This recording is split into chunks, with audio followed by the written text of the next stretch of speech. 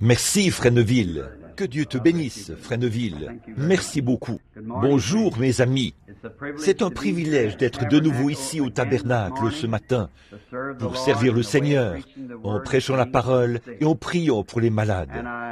Et je suis très reconnaissant de ce jour-ci. En arrivant, une surprise m'attendait. Un frère s'est avancé vers moi et il a dit: « Je ne voudrais pas être comme le lépreux indigne qui avait été guéri. C'est frère Wright. J'ai prié pour lui et le Seigneur l'a complètement guéri. Et il est venu en pleurant, me serrer la main et me dire qu'il voulait remercier le Seigneur de sa guérison. Il voulait revenir rendre grâce. Il n'y a plus rien. Il va parfaitement bien maintenant. Nous sommes reconnaissants de ces témoignages. Et Charlie, toi et frère Jeffries, si vous voulez, vous pouvez venir prendre un siège ici sur l'estrade. Vous êtes plus que les bienvenus. Comme ça, vous n'aurez pas à rester debout. L'autre frère, là, et frère Wood, vous n'avez qu'à monter ici. Il y a quelques places ici sur le banc. Comme ça, vous n'aurez pas à rester debout. Je crois qu'il y a quelques places ici et... Oui, vous seriez plus que les bienvenus. Venez prendre ces sièges. Nous sommes dans la joie aussi. Je crois qu'il était dit une fois, je suis dans la joie quand on me dit, que Dieu vous bénisse, frère. Merci, merci, merci. Je suis dans la joie quand on me dit, allons à la maison de l'Éternel. C'est le privilège du chrétien et c'est une joie pour lui d'aller à la maison de l'Éternel. En regardant un peu partout et en voyant tant de mes amis ici ce matin, je suis vraiment ravi. Je suis content de voir frère et sœur Dow ici de l'Ohio. Je vois frère et sœur Armstrong là-bas au fond qui ont fait le trajet depuis l'Ohio. Que Dieu vous bénisse aussi. Et en regardant un peu partout, on en voit tant qu'il serait difficile de les nommer tous. Sœur Hoover du Kentucky, nous sommes contents de vous voir ici ce matin. Et Charlie et Nellie, frère Jeffries et sa famille, et tant d'autres qui sont de l'extérieur de la ville. Alors, ce matin, nous nous attendons à passer des moments merveilleux dans le Seigneur. Nous nous attendons à ce que Dieu nous rencontre pour bénir nos âmes et nous donner les choses dont nous avons besoin. En promenant les regards sur l'auditoire, si je nommais tous mes amis qui sont ici, j'en aurais pour la plus grande partie de la matinée à mentionner le nom de chacun. Ça me réjouit d'être de retour à l'église, de voir tous les gens qui sont présents, d'avoir l'occasion de rencontrer. Qu'est-ce que ce sera quand nous arriverons au ciel et que nous nous rencontrerons là-bas pour ce grand temps de communion éternelle sans fin réunis autour du trône de Dieu, à partager les bénédictions mêmes qui nous étaient si chères à tous. Là, nous serons faits à sa ressemblance et à son image, avec son esprit sur nous, pour l'adorer et le servir pour toute l'éternité, sans jamais nous lasser. Réfléchissez de tout ce que vous aimez faire. Il n'y a rien à quoi vous puissiez penser dont il ne vous arrive pas, à un moment donné, de vous lasser. Charlie, je pense que toi et moi, nous avons chassé l'écureuil. De ce que nous aimons faire, c'est ce que nous avons fait le plus dans cette catégorie-là. Mais tu sais, on finit par s'en lasser. Et j'aime faire des randonnées, aller dans les montagnes faire des randonnées.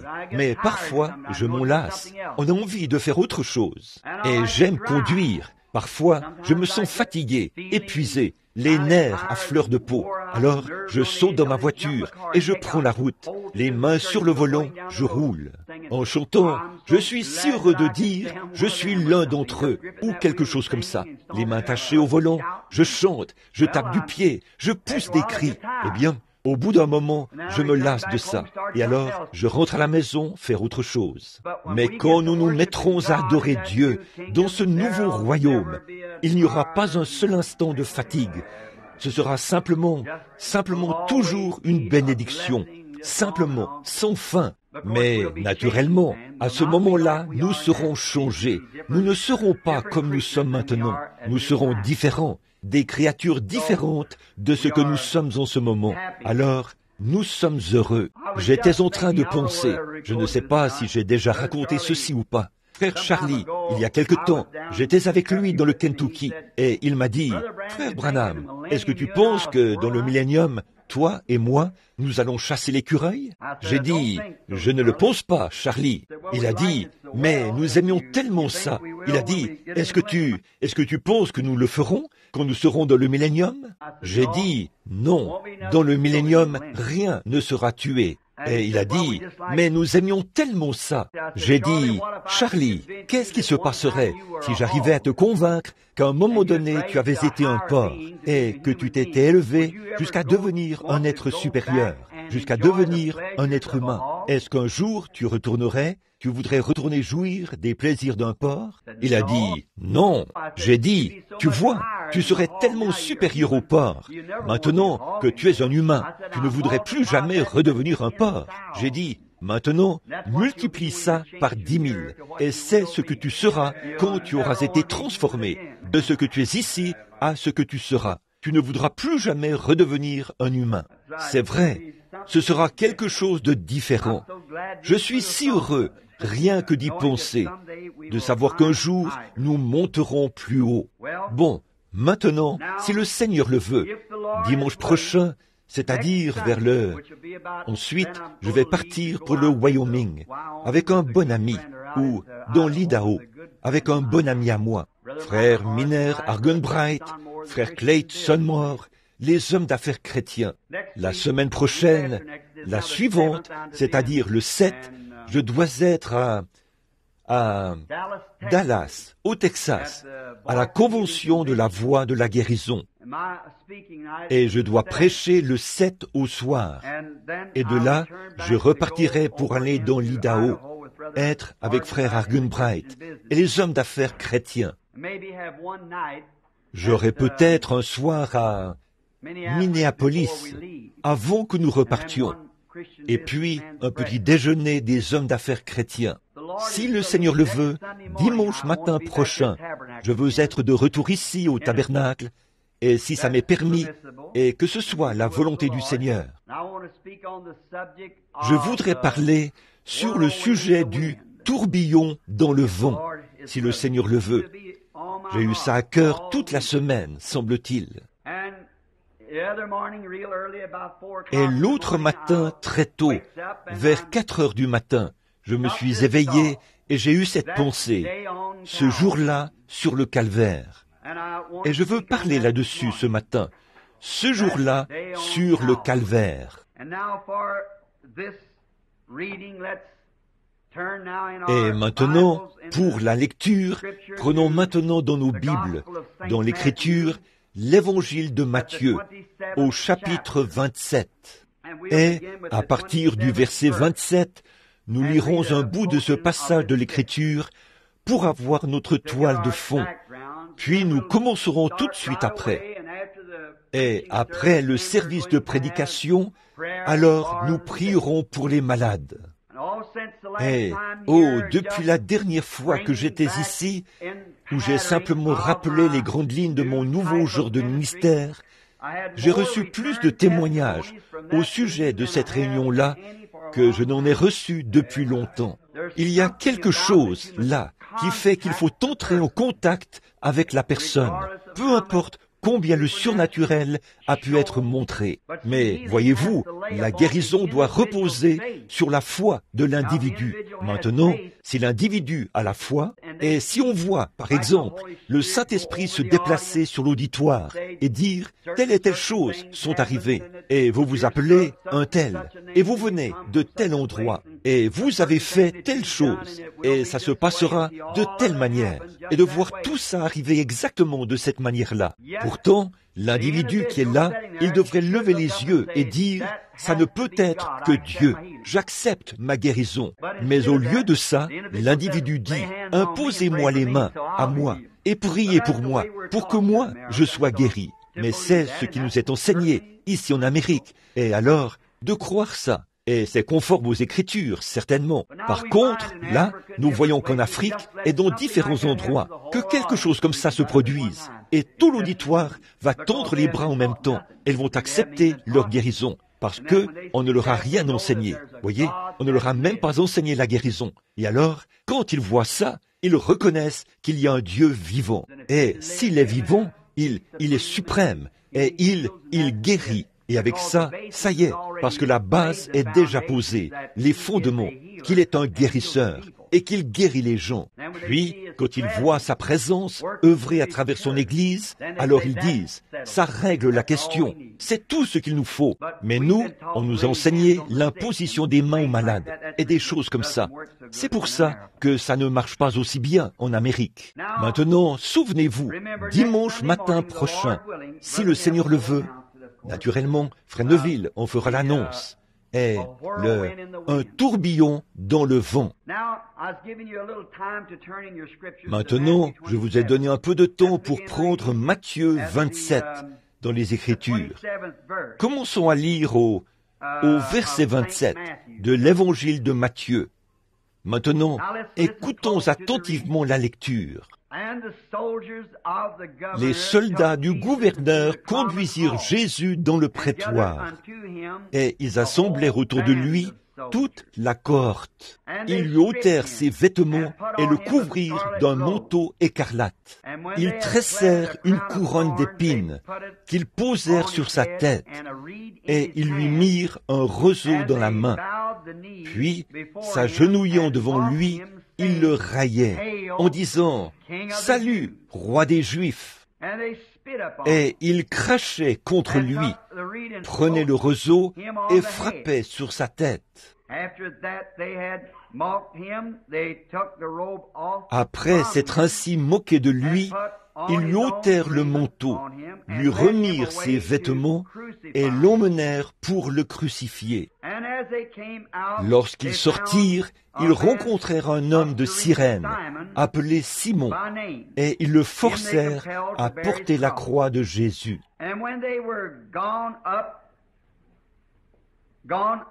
Montés, arrivés au lieu nommé Golgotha, ce qui signifie lieu du crâne.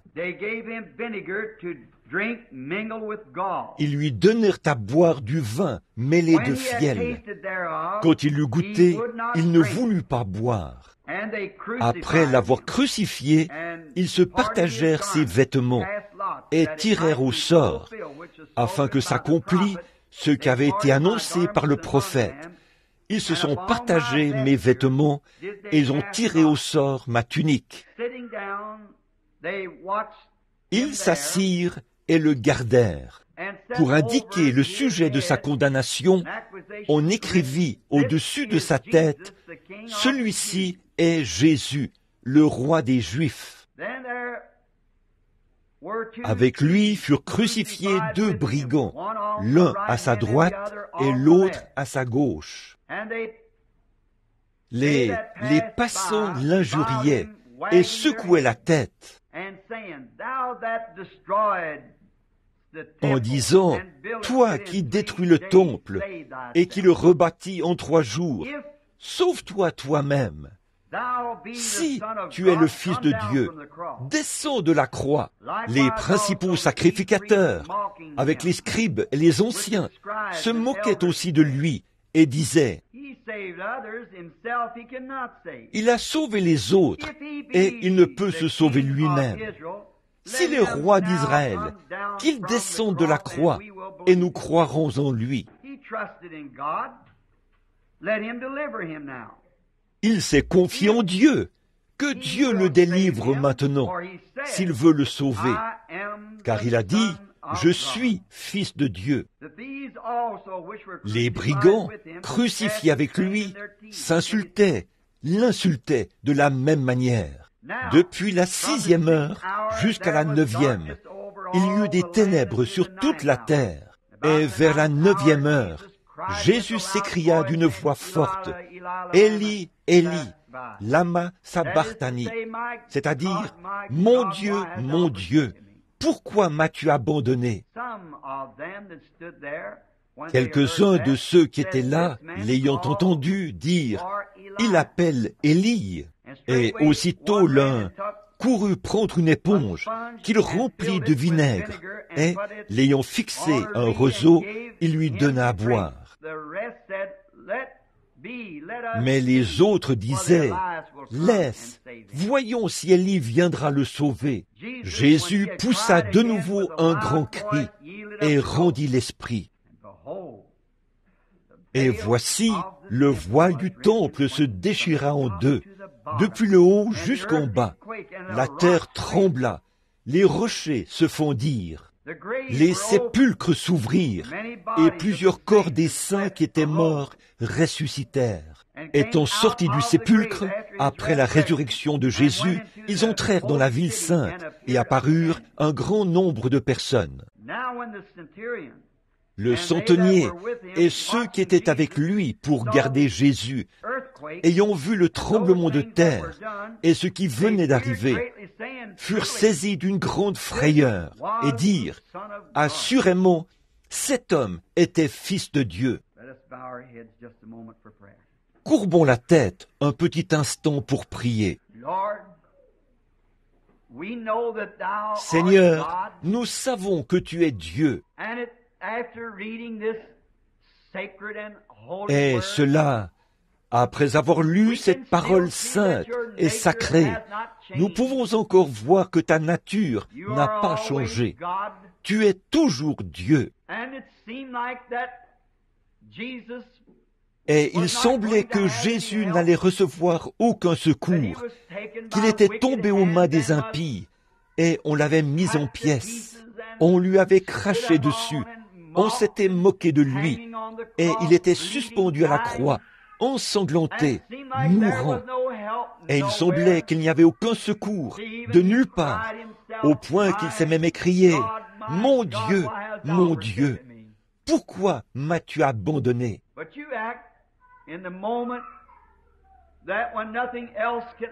Mais tu agis au moment où rien d'autre ne peut agir.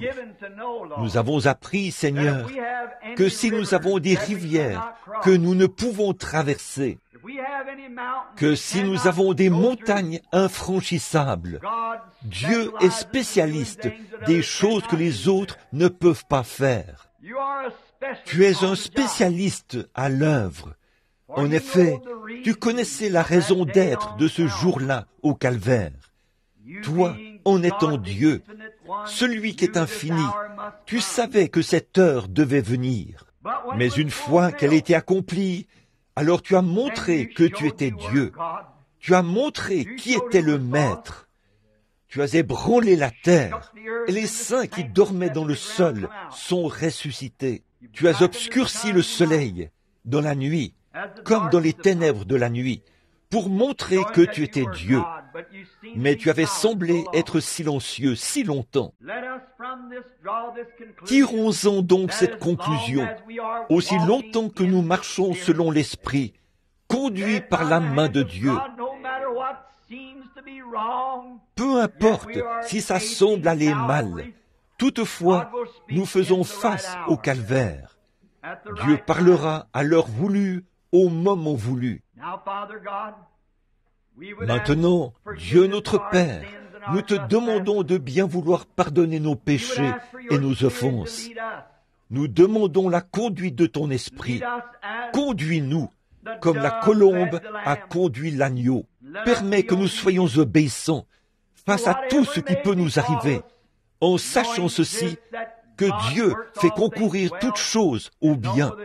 Alors nous savons que tout ira bien. Sois avec nous aujourd'hui pendant ce service. Nous te prions de sauver ceux qui peuvent être sauvés, qui cherchent le salut. Remplis de la vie éternelle ceux qui la cherchent. Nous te prions de guérir ceux qui sont malades et affligés, qui sont venus chercher la guérison.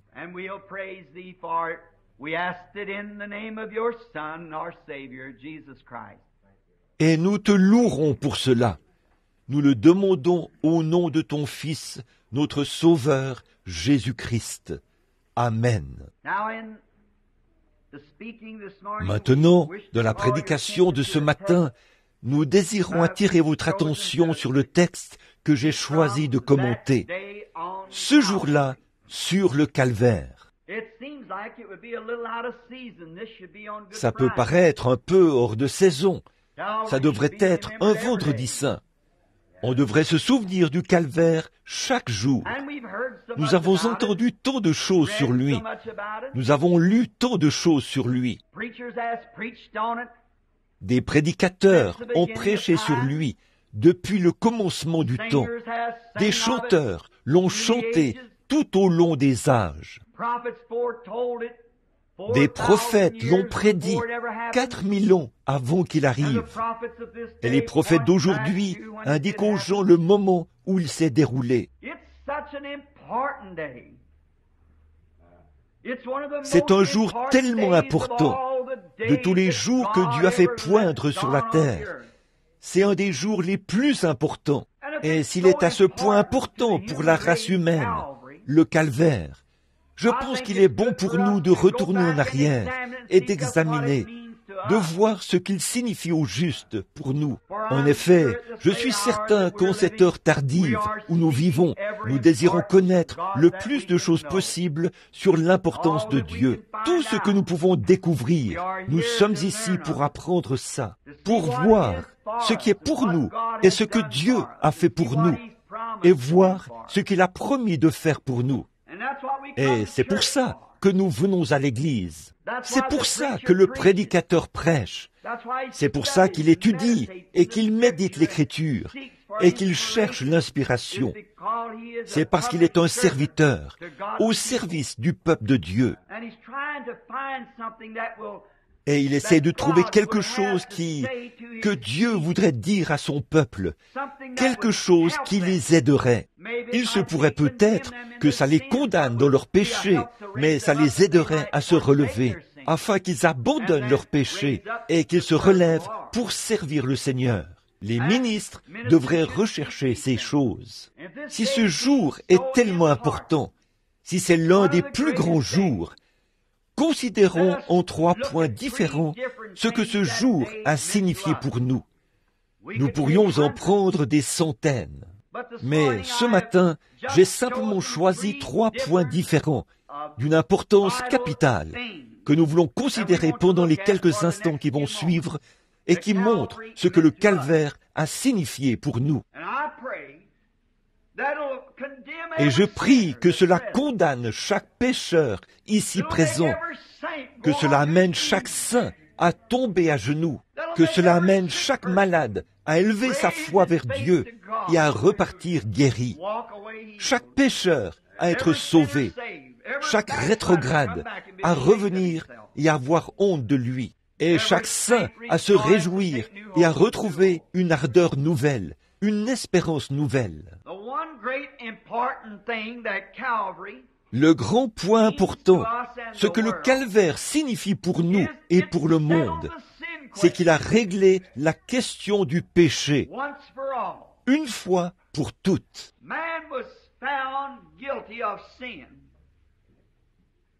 L'homme avait été trouvé coupable de péché, et le péché était une peine qu'aucun homme ne pouvait expier.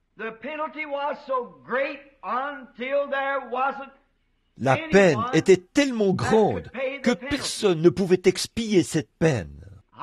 Je crois vraiment que Dieu avait décrété qu'il en serait ainsi, que la peine serait tellement grande qu'aucun homme ne pourrait l'expier, pour qu'il puisse le faire lui-même.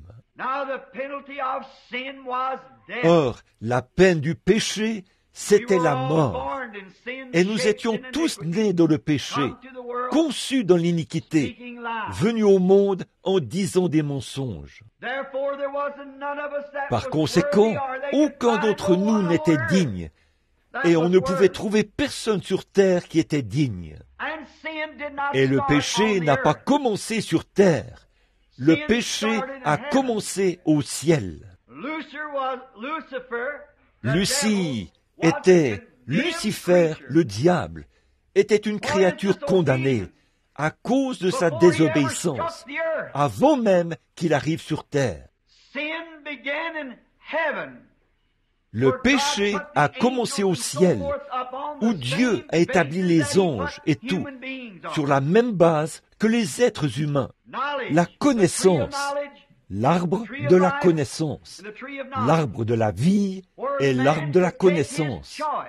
de sorte que l'homme pouvait faire son choix. Et quand il était donné à Lucifer la prééminence, le privilège de faire son choix, il a voulu quelque chose de mieux que ce que Dieu avait. C'est là que les ennuis ont commencé. Et le péché exigeait quelque chose. L'exigence, c'était la mort. La mort était la peine. Et là, nous pourrions entrer dans de nombreux détails là-dessus, parce que je ne crois pas qu'il n'y a qu'une seule mort. Il y a une seule vie, et je crois qu'un homme qui a la vie éternelle ne peut jamais mourir.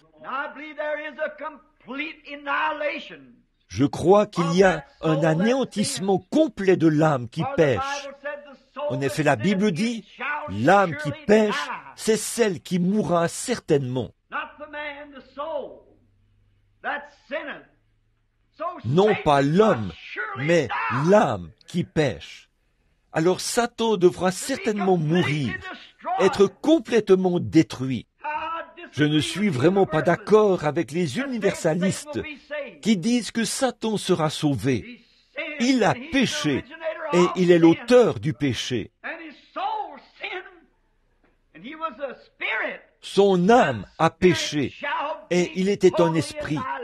Cet esprit sera totalement anéanti. Il n'en restera plus rien. Et quand le péché a frappé la terre, là-bas au commencement, comme un voile d'obscurité tombé des cieux, il a littéralement paralysé la terre.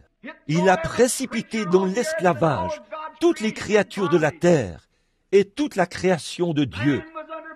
L'homme était sous l'esclavage de la mort, de la maladie, des ennuis, du chagrin. Avec lui, toute la nature est tombée.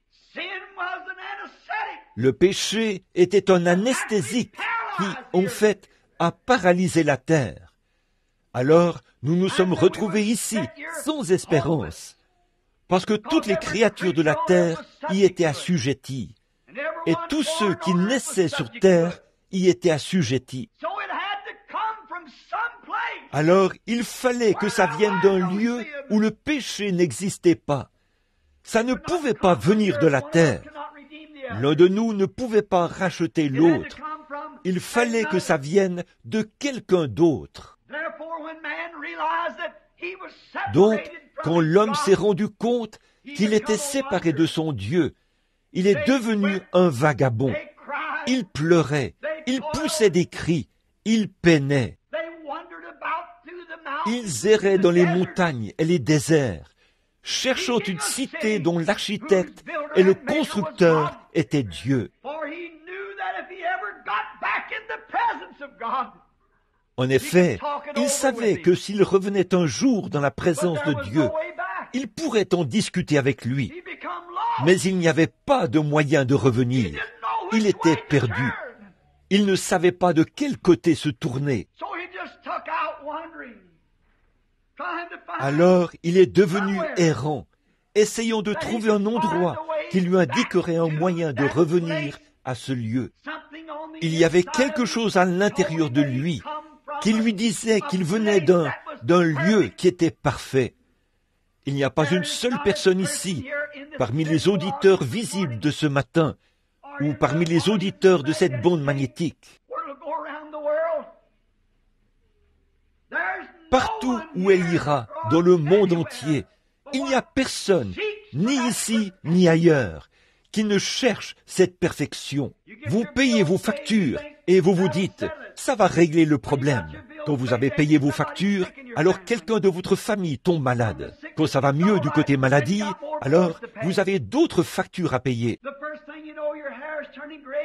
Tout à coup, vos cheveux grisonnent.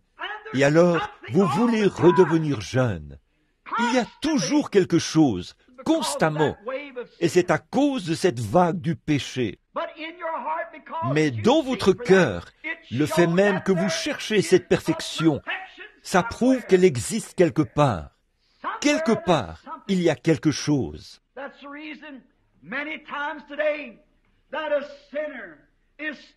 C'est pour ça qu'aujourd'hui, bien souvent, le pécheur est toujours errant. Une belle jeune fille va couper sa chevelure pour être populaire, se peindre le visage pour s'embellir, mettre des vêtements pour montrer les formes de sa personne. C'est parce que c'est tout ce qu'elle peut trouver quelque part, en cherchant à trouver quelque chose qui lui revienne. Quand elle peut inciter des hommes à la siffler, à lui faire signe, à flirter avec elle, le jeune homme va faire la même chose à l'égard de la femme. Il va chercher à se rendre attirant pour elle. Des voisins vont construire une maison et la ranger d'une certaine façon, parce que, comme ça, elle va paraître un peu mieux que la maison du voisin. Continuellement, nous recherchons quelque chose, et il y a toujours quelque chose d'un peu mieux. La jeune fille va trouver une autre jeune fille qui est plus populaire qu'elle. Le voisin va trouver une maison qui a une plus belle apparence que la sienne.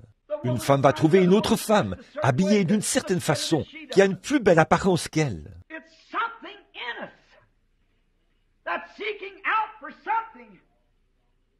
C'est quelque chose en nous qui recherche quelque chose, et ça montre que nous sommes perdus. Nous voulons trouver ce quelque chose qui nous apportera la satisfaction, qui comblera ce vide, cette faim qui est à l'intérieur. Mais il semble que nous n'arrivons pas à le trouver. Les êtres humains ont cherché à le trouver tout au long des âges. Pour ce faire, ils ont pleuré, ils ont poussé des cris, ils ont fait tout ce qu'ils ont pu, mais ils ne l'ont quand même pas trouvé. Ils erraient dans le monde. Enfin, un jour, ce jour du calvaire, quelqu'un est descendu de la gloire.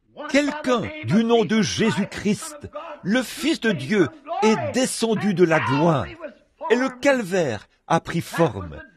C'est ce jour-là que le prix a été payé et que la question du péché a été réglée pour toujours. Et c'est ce qui a ouvert le chemin vers cette chose dont nous avons faim et soif. C'est ce qui nous a amenés à un lieu de satisfaction. Aucun homme qui a déjà visité le calvaire, qui a vu ce qui s'est passé là-bas, ne pourra jamais plus être le même. Tout ce à quoi il a jamais aspiré, tout ce qu'il a jamais désiré, il le trouve quand il atteint cet endroit. C'était un jour tellement important et quelque chose de tellement important que le monde en a été secoué. Le monde en a été secoué, secoué comme il ne l'avait jamais été auparavant. Quand Jésus est mort au calvaire et qu'il a réglé la question du péché, ce monde de péché était plongé dans l'obscurité. Le soleil s'est couché au milieu du jour. Il a eu un effondrement nerveux. Les rochers ont été secoués. Les montagnes se sont fendues. Et d'un coup, les cadavres sont sortis de la tombe. Qu'est-ce que cela a eu pour conséquence? Dieu s'est dirigé droit sur le calvaire. Il a blessé pour toujours cet animal appelé Satan. Depuis lors, celui-ci est plus méchant parce que c'est ce qui a apporté la lumière à la race humaine. Et tout le monde sait qu'un animal qui est blessé, c'est là qu'il est le plus méchant. Il se traîne de lieu en lieu, le dos brisé. Or, Satan a reçu le coup fatal au calvaire. La terre a prouvé que c'était bien le cas. Le plus grand prix qui ait jamais été payé, le seul qui pouvait le payer est venu le payer au calvaire. C'est là que le grand prix a été payé. Voilà un des points. Dieu avait exigé ça. Aucun homme n'en était digne. Aucun homme n'en était capable. Aucun homme ne pouvait le faire. Alors Dieu est venu lui-même. Il s'est fait homme. Il a vécu une vie humaine, sujette au désir humain, et il a été crucifié au calvaire. Et là, alors que Satan pensait qu'il ne le ferait pas, qu'il n'irait pas jusqu'au bout, il a supporté Gethsémané et toutes les tentations que n'importe quel homme a jamais supportées. Il a supporté tout ça, exactement comme tous les hommes, mais il a payé le prix. Et c'est ce qui a plongé la terre dans l'obscurité. C'était comme une anesthésie pour une opération. Quand un médecin anesthésie un homme, avant de l'opérer, il l'assomme d'abord. Et quand Dieu a pratiqué là l'opération, pour l'Église. Le monde a reçu une anesthésie. La nature a eu une convulsion. Ça n'a rien d'étonnant. Dieu, dans une chair humaine, mourait. C'était l'heure que le monde avait attendue. Et pourtant, beaucoup d'entre eux ne le savaient pas. C'est pareil aujourd'hui. Beaucoup ont attendu ces choses, et pourtant, ils ne les reconnaissent pas. Ils ne sont pas conscients du moyen de s'en sortir. Ils sont encore en quête des plaisirs et des choses du monde. Ils essayent de trouver le moyen de s'en sortir. Il y avait eu beaucoup de poteaux indicateurs qui avaient annoncé ce jour-là. Beaucoup de grandes préfigurations. C'est ce qui avait été préfiguré par l'agneau, par le bœuf, par la tourterelle et toutes ces choses. Et pourtant, elle n'avait pas pu briser ça. Elle n'avait pas pu briser l'emprise de la mort sous laquelle Satan tenait la terre. Les pierres mêmes sur lesquelles il avait une fois marché en se promenant sur la terre. Du soufre brûlant. Lucifer était le fils de l'aurore. Il avait marché sur la terre quand elle était un volcan brûlant. Ces mêmes pierres qui s'étaient refroidies quand Jésus est mort au calvaire, elles ont été vomies hors de la terre. Le prix avait été payé. L'esclavage de Satan avait été brisé. Dieu a remis entre les mains de l'homme un moyen de revenir vers ce qu'il cherchait. Il n'avait plus à pleurer. Ce coup, quand il a cassé les reins de Satan, là-bas au calvaire, les reins du péché, de la maladie, et c'est ce qui ramène chaque être mortel de la terre dans la présence de Dieu, avec ses péchés pardonnés. Alléluia! Nos péchés sont pardonnés. Satan ne peut plus nous garder dans l'obscurité, éloignés de Dieu. Une grande route est tracée. Un téléphone y a été installé. Il y a une ligne pour communiquer avec la gloire. Chaque personne a alors accès à cette ligne. Si un homme est rempli de péché, cela l'a relié au standard. Il peut être pardonné de ce péché. Non seulement ça, mais le prix de ce péché-là a été payé. Oh, vous n'avez pas à dire « je ne suis pas digne ». Bien sûr que vous ne l'êtes pas. Vous ne pourriez jamais l'être. Mais quelqu'un qui était digne a pris votre place. Vous êtes libre. Vous n'avez plus à errer. Vous n'avez pas à être un homme en quête de plaisir ici sur terre. Car il y a une source remplie du sang, des veines d'Emmanuel. Tout pécheur plongé dans ce flot est lavé de tout péché. Vous n'avez pas à être perdu. Il y a une grande route et un chemin, et il est appelé le chemin de la sainteté. L'impur n'y passe pas. En effet, il passe d'abord par la source, après quoi il s'engage sur la grande route. Il a brisé les pouvoirs de Satan. Il a ouvert les portes de la prison du séjour des morts à chaque homme qui était enfermé sur cette terre, dans les prisons, qui craignait le moment de sa mort, ce que la mort lui réservait. Sur le calvaire, il a ouvert les portes des cellules et il a mis en liberté tous les captifs. Vous n'avez plus à être ravagé par le péché. Vous n'avez plus à livrer vos membres au péché, de boire, de fumer, de jouer à des jeux d'argent, de dire des mensonges. Vous pouvez être honnête, juste et droit. Et Satan ne peut rien y faire, parce que vous avez saisi une corde de sécurité, qui est ancrée dans le rocher des âges. Aucune secousse ne peut vous en détacher. Aucun vent ne peut vous en détacher. Rien du tout, pas même la mort elle-même, ne peut nous séparer de l'amour de Dieu qui est en Jésus-Christ. Voilà ce que le calvaire a signifié. Les hommes qui étaient dans l'esclavage ont été libérés. Les hommes qui autrefois vivaient dans la crainte de la mort peuvent ne plus craindre la mort. Un homme qui désire ardemment une cité dont l'architecte et le constructeur est Dieu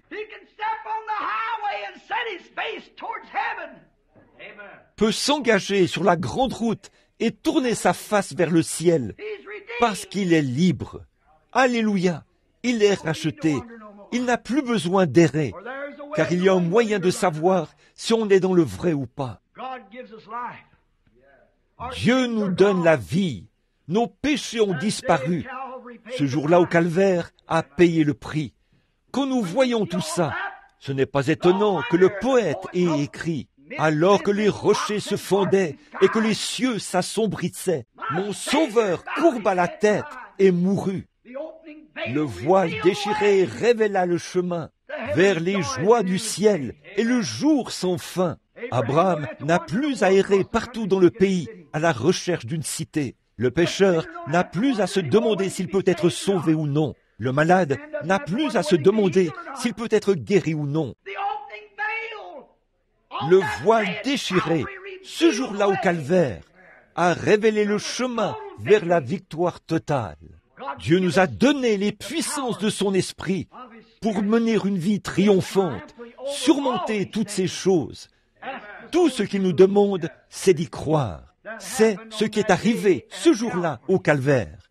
Jamais il n'y a eu un jour comme celui-là. Jamais plus il n'y en aura un comme celui-là. Ce n'est plus nécessaire. Le prix est payé et nous sommes rachetés. Grâce soit rendue à Dieu. Nous sommes rachetés. Il n'y a plus lieu de se demander ce qu'il en est. On n'en est plus aux hypothèses. Tout cela a été effacé. Le voile a tiré le rideau et nous sommes engagés sur une grande route. Non plus pour nous demander ce qu'il en est, mais pour croire et continuer à marcher, tout simplement. Nous marchons tout droit dans la présence même de Dieu.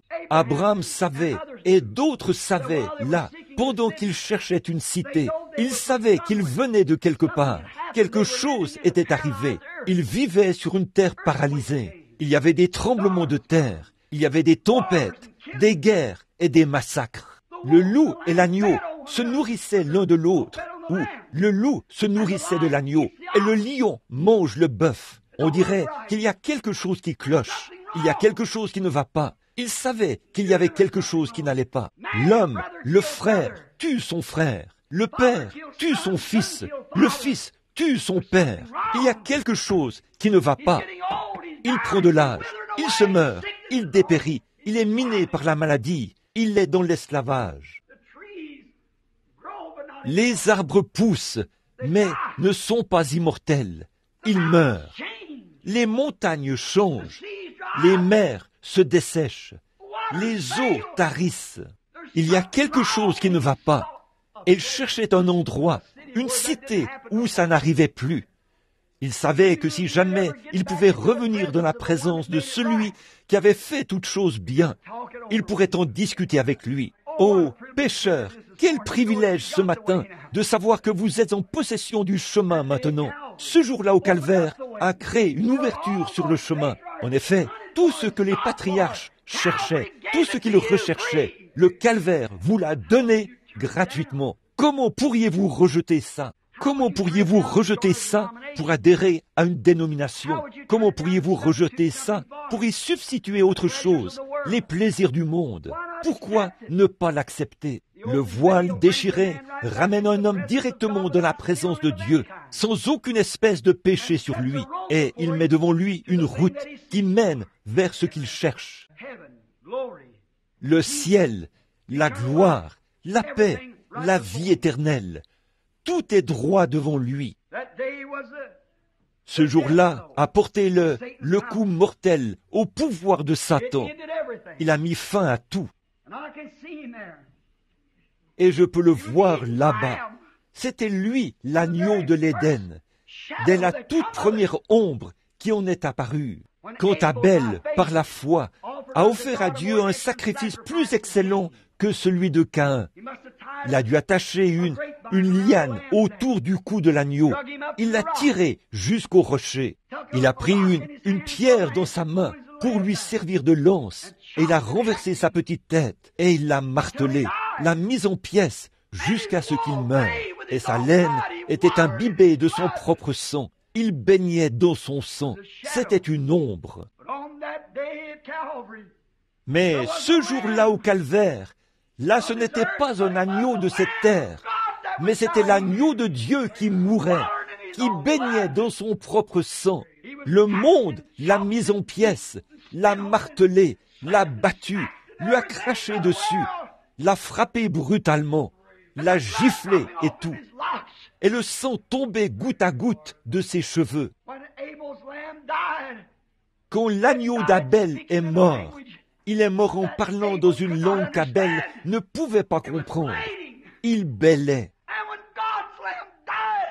Et quand l'agneau de Dieu est mort, ce jour-là, au calvaire, il a parlé dans une langue, personne ne l'a compris. Mon Dieu, pourquoi m'as-tu abandonné? C'était l'agneau de Dieu, mis en pièces, martelé. C'était lui, l'agneau même, auquel pensait Abel, quand il a vu la semence promise de la femme. C'était lui, l'agneau que Daniel a vu, qui s'était détaché de la montagne sans le secours d'aucune main. C'était lui, la roue au milieu de la roue, pour le prophète. Tout ce qu'ils avaient vu d'avance s'est réalisé ce jour-là, au calvaire. C'est ce qui a amené cette grande chose. C'est ce qui a cassé les reins de Satan. Premièrement, nous devrions chercher ce que ce jour-là a signifié. Deuxièmement, nous devrions voir ce que ce jour-là a fait pour nous. Alors, ce qu'il a fait pour nous. Alors, troisièmement, regardons ce que nous devrions faire pour ce jour-là. Nous, qu'est-ce que nous devrions faire? D'abord, nous devrions l'examiner, car c'est un grand jour, le plus grand de tous les jours. Le prix du péché a été réglé. Le pouvoir de Satan a été brisé. Et maintenant, nous voulons voir ce que nous devrions faire en retour. Maintenant, en retour, quand Jésus est mort au calvaire, sur le calvaire, ce jour-là, non seulement il a payé le prix de nos péchés, mais il a aussi payé le prix et il a pourvu d'un moyen pour que nous puissions le suivre. En effet, nous, les Adams déchus, qui avons été rachetés, comme l'Esprit conduisait Adam, le premier Adam, par l'Esprit qui avait autorité sur toute la nature, ainsi nous, le deuxième Adam, ou les hommes de la terre, nous avons été rachetés par Christ depuis le jour du calvaire. Nous pouvons le suivre. Alors, quand il est mort au calvaire, il a pourvu d'un moyen, il a rendu l'Esprit, le Saint-Esprit. C'est ainsi qu'il était renvoyé sur terre, pour que vous et moi, nous en vivions. C'est ce que le calvaire signifie pour nous, de le suivre, lui.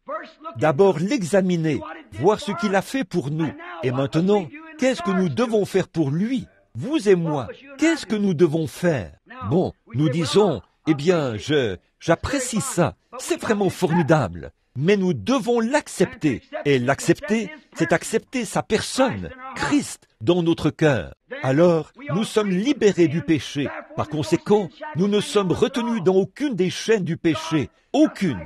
Dieu, c'est tout comme si nous n'avions jamais péché. Le sacrifice parfait nous a rendus parfaits. En effet, Jésus a dit, « Soyez donc parfaits, comme votre Père Céleste est parfait. » Donc, il n'y a rien d'autre à faire. Mais nous sommes rendus parfaits dans la présence de Dieu. Or, c'est là que nous perdons notre position. Si nous ne sommes pas vigilants, nous chercherons à regarder en arrière, à ce que nous étions. Et tant que nous regardons en arrière, à ce que nous étions, le sacrifice ne signifie rien pour nous. Oh, vous le voyez, n'est-ce pas, Église? Je ne voudrais même pas essayer de faire ce travail. Je ne peux pas, ni vous non plus. Inutile d'essayer. Vous êtes perdus dès le départ, tant que vous regardez à ce que vous avez fait. Mais ne regardez pas à ce que vous avez fait. Regardez ce que ce jour-là sur le calvaire a fait pour vous. Il a payé le prix pour vous. Il a réglé la question. Si vos péchés sont comme le cramoisi, ils sont blancs comme la neige, rouges comme la pourpre, blancs comme la laine. Alors, vous n'avez pas de péché. Vous êtes parfaitement sans péché.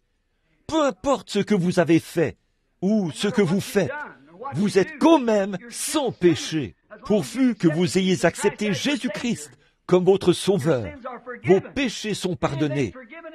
Tout ce qui est pardonné est remis et oublié. Alors, qu'est-ce que cela a pour conséquence? Cela vous donne, après avoir rempli cette condition, son esprit pour pouvoir le suivre et faire comme lui a fait pour les autres qui vont suivre. Il n'était qu'un seul homme, l'homme parfait. Il a donné sa vie à lui. Il vous a donné un exemple. Maintenant, qu'est-ce que nous devons faire? Bon, la première chose que je veux dire, c'est que Jésus n'a jamais vécu pour lui-même. Sa vie a été consacrée aux autres. C'est parfaitement ça, la vie éternelle. Quand vous dites que vous allez à l'église et que vous faites des bonnes actions, c'est bien. Mais quand vous vivez votre vie pour vous-même, vous n'avez pas la vie éternelle. La vie éternelle, c'est de vivre pour les autres. C'est ce qu'elle a prouvé quand elle est venue dans l'agneau de Dieu. Il vivait et il avait la vie éternelle parce qu'il ne vivait pas pour lui-même. Il vivait pour les autres.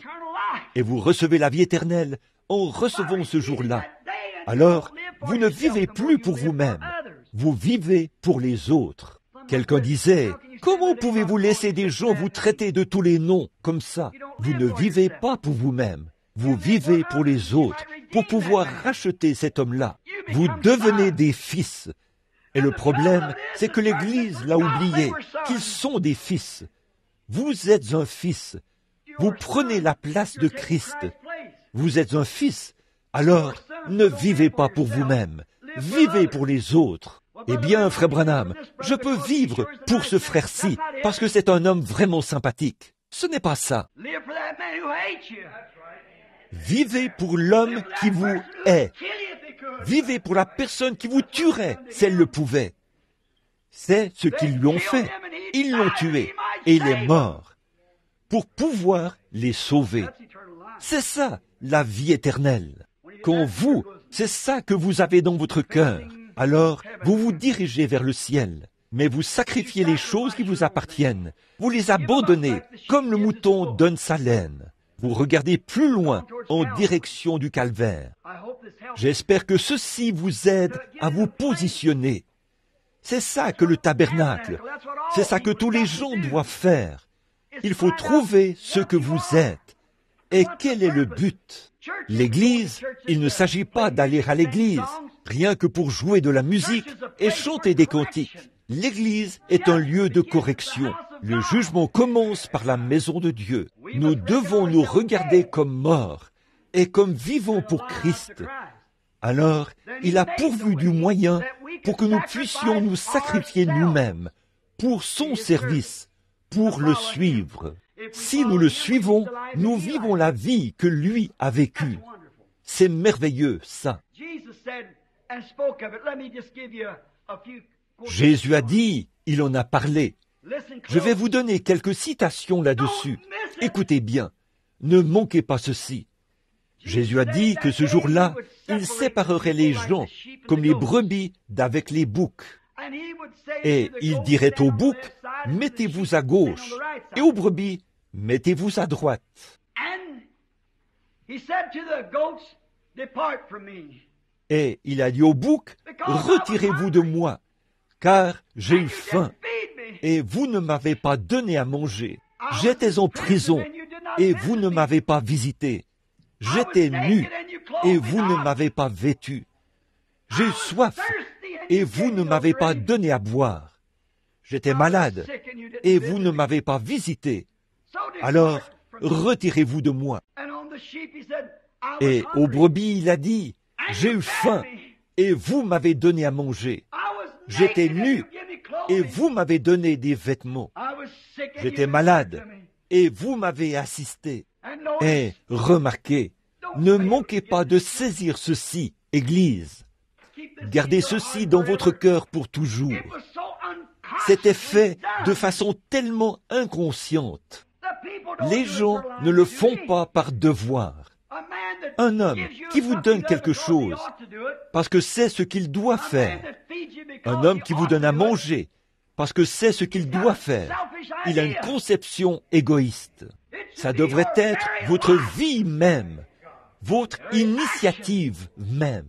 Ces brebis-là, ça les a tellement étonnés qu'elles ont dit, « Seigneur, quand as-tu eu faim et que nous n'ayons pas voulu te donner à manger? Quand as-tu eu faim et t'avons-nous donné à manger? Quand étais-tu nu et t'avons-nous donné des vêtements? Quand as-tu eu soif et t'avons-nous donné à boire? Quand étais-tu malade et t'avons-nous assisté? » C'était fait tellement automatiquement, par amour. C'était tout simplement ta vie qui vivait en eux. Oh Dieu, permets que les gens voient ce que le calvaire a fait pour nous. Tellement automatiquement. Quand ça, Seigneur? Nous ne l'avions jamais su. Regardez ce que Jésus a dit en se retournant. Toutes les fois que vous avez fait ces choses, à ceux-ci, c'est à moi que vous les avez faites. Une vie dépourvue d'égoïsme.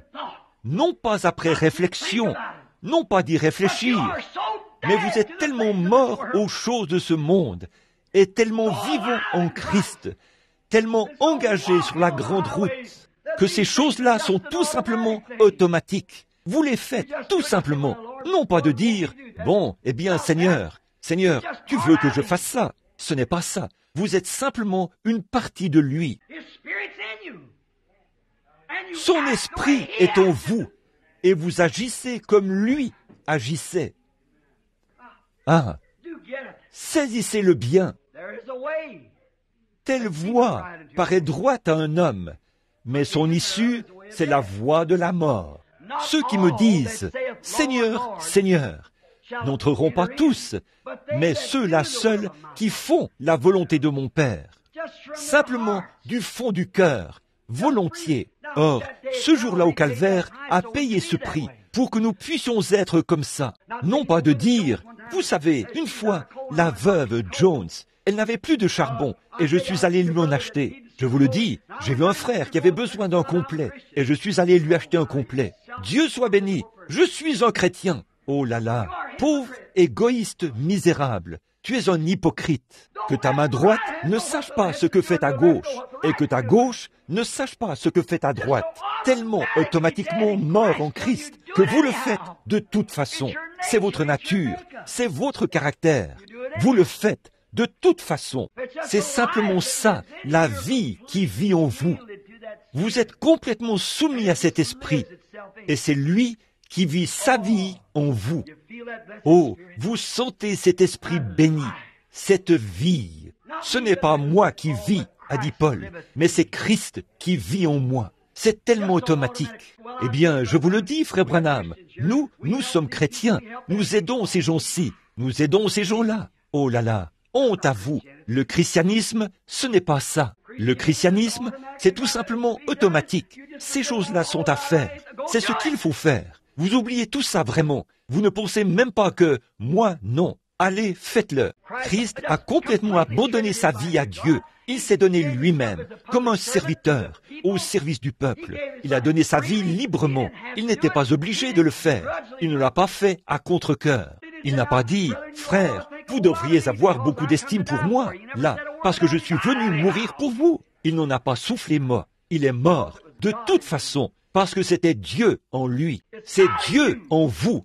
C'est Dieu en moi, qui fait que nous considérons les autres, les brebis d'un côté. L'un d'eux dira, « Eh bien, Seigneur, j'ai fait ceci, et Seigneur, j'ai fait cela. » Il a dit, « Retirez-vous de moi, vous, ouvriers d'iniquité. Je ne vous ai même jamais connu. » Si l'Église pouvait en arriver à saisir ces réalités fondamentales, que ce n'est pas quelque chose que vous essayez de faire, que vous vous forcez à faire, c'est quelque chose qui est né en vous. Pardonne-moi, mon ami pentecôtiste. Je suis pentecôtiste. Mais mes amis pentecôtistes en sont au point où il faut qu'il y ait beaucoup de musique très rythmée. Le battement des orchestres, ou de taper des mains, ou des tambourins, pour faire pousser des cris aux gens. Ça, ce n'est que de l'émotion. Les fanfares jouent avant la bataille. On fait ressentir l'émotion de la bataille aux gens. La musique, je crois à ça. Taper des mains, je crois à ça. Mais je crois à ces choses. C'est tout à fait vrai. Nous devrions avoir ces choses. Mais vous avez négligé les grandes choses. C'est cette vie de sacrifice de soi que Dieu vit en vous, de faire automatiquement ce qui est bien, parce que c'est bien, de continuer à avancer tout simplement, de trouver ça tout naturel, de mener cette vie-là tout simplement. Alors vous regardez, vous voyez ce qui se passe. Simplement vous êtes sur la grande route. C'est ça que le calvaire a signifié pour vous. sur la grande route qui a été ouverte ce jour-là pour vous. Maintenant, souvenez-vous, vous ne pouvez pas être moitié bouc, moitié brebis. Ils ne sont pas compatibles. Bon, il y a beaucoup de gens qui disent, oui, vous savez quoi? Nous avons une organisation dans notre groupe. Nous aidons les pauvres. Nous faisons ceci. Il n'y a pas de mal à ça. Mais vous chantez vos propres louanges. Ne faites pas ça. Faites vos aumônes en secret, a dit Jésus. C'est tout simplement automatique. C'est quelque chose en vous. Ça ne vous demande pas plus que d'aller chercher un peu d'eau. Vous avez soif. Si votre voisin a soif, vous pensez à lui aussi. Le besoin du voisin, vous pensez à lui, autant que s'il s'agissait de votre besoin à vous. Et vous n'y faites même pas attention. Vous continuez à mener votre vie, tout simplement. Or, vous ne pouvez pas être moitié brebis, moitié bouc. Donc, si vous dites, eh bien, notre Église a une organisation, nous donnons aux pauvres, et nous faisons ceci, et nous faisons cela, et nous faisons telle autre chose. Si vous avez cette partie-là, sans avoir l'autre, la vie de Christ en vous, vous le faites absolument en vain. Jésus, Paul a dit dans 1 Corinthiens 13, « Quand je donnerai tous mes biens pour la nourriture des pauvres, quand je livrerai même mon corps pour être brûlé comme sacrifice, cela ne me sert de rien. » C'est dur à entendre ça, mais c'est la vérité. Vous devez en arriver à saisir cette réalité, reconnaître ce que le calvaire a fait pour vous. Nous le regardons et nous disons, « Oh oui, c'est bien. » Ce n'est pas ça. Si ce Fils de Dieu-là, il lui a fallu aller au calvaire pour y être crucifié, chaque fils qui vient doit aller à un calvaire. Il doit lui aussi avoir un calvaire. Vous devez avoir votre jour au calvaire. Je dois avoir mon jour au calvaire. C'est ce qui règle la question du péché. Ce n'est pas de serrer la main du prédicateur. Ce n'est pas d'entrer dans l'église en se faisant secouer, ni d'y entrer par une lettre, ni d'y entrer par une profession, mais d'y entrer par une naissance. Il n'a jamais donné une lettre. Il n'a jamais donné une profession. Il a donné une naissance. C'est comme ça que nous y entrons. Alors, à partir de là, nous vivons automatiquement des vies chrétiennes. Maintenant, une autre remarque. Moitié bouc, moitié brebis, ça n'existe pas, ça. Vous êtes soit bouc, soit brebis. Vous n'êtes pas moitié bouc, moitié brebis. Vous êtes soit bouc, soit brebis. Or, si vous faites simplement des bonnes actions et que vous pensez pouvoir y entrer à cause d'elles, dans ce cas-là, le jour du calvaire n'aurait pas été nécessaire. Avec la loi, on avait déjà ça. Mais puisqu'il a fallu un jour du calvaire, c'était afin d'introduire ça, pour que nous ne soyons pas seulement des membres d'Église, mais que nous soyons des fils et des filles de Dieu. C'est ça qu'a été le jour du calvaire. C'est ça qu'il a signifié pour vous, que vous puissiez faire, suivre et agir comme Jésus. Or, la rivière ne coule pas en même temps en amont et en aval. La rivière ne coule que dans un sens. De même, l'Esprit de Dieu ne coule que dans un sens. Il ne se mélange avec rien d'autre. Il coule toujours dans le même sens. Regardez bien Jésus pour conclure. Jésus a dit, « Les œuvres que je fais, vous les ferez aussi, et vous en ferez de plus grandes, parce que je m'en vais à mon Père. » Ce n'est pas tant à l'Église ici que je dis ces choses. Vous comprenez, mais ces messages sont enregistrés. Des dizaines de milliers de personnes les écoutent dans le monde entier. Je vais répondre tout de suite à cette question pour le critiqueur. On m'a souvent dit, rapportez. Ils disent, mais vous croyez la Bible? Jésus a dit, ces œuvres que je fais, vous les ferez aussi, et vous en ferez de plus grandes, parce que je m'en vais à mon Père. Comment pouvez-vous être si moche, monsieur? Comment pouvez-vous manquer de discernement à ce point-là, égaré dans vos théologies intellectuelles?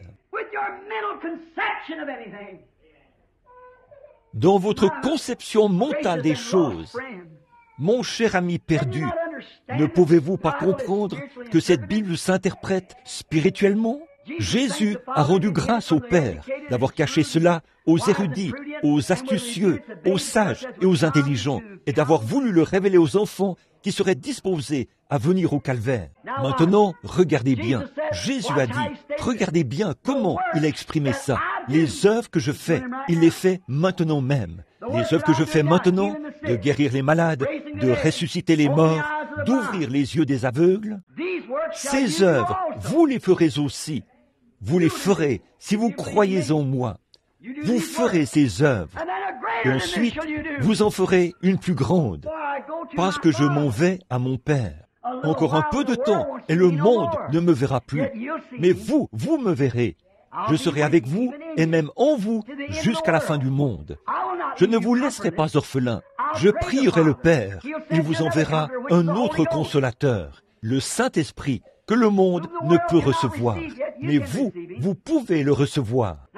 Maintenant, remarquez, les œuvres plus grandes, c'était d'avoir la puissance dans l'Église, non seulement de guérir les malades par la prière, de chasser les démons par la prière, mais de transmettre la vie éternelle aux croyants. Le Saint-Esprit allait venir et serait remis dans les mains de l'Église pour transmettre la vie.